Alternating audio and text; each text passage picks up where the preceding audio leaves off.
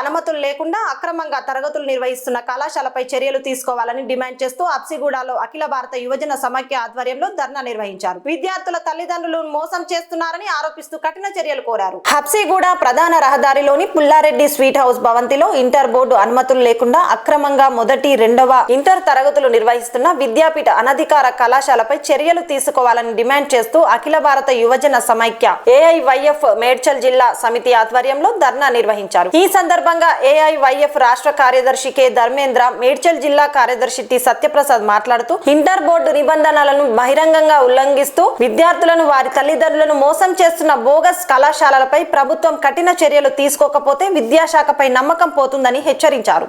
సంబంధించి ఫిజిక్స్ వాళ్ళ అదేవిధంగా విద్యాపీఠ్ ఒకటే కాలేజు రెండు పేర్లతోనూ వీళ్ళు ఆల్రెడీ అడ్మిషన్ నిర్వహిస్తూ ఉన్నారు. కాలేజ్ కూడా స్టార్ట్ చేసి గత 2 సంవత్సరాలు అవుతా ఉంది. మరి కేవలం వీళ్ళు అడ్మిషన్ నిర్వహించడం కాకుండా పేరెంట్స్ని, అదేవిధంగా పిల్లల్ని, మరొక వైపు బోర్డ్ ఆఫ్ ఇంటర్మీడియట్ సంబంధించిన అధికారులను కూడా తప్పుదోవ పట్టిస్తూ ఉన్నారు.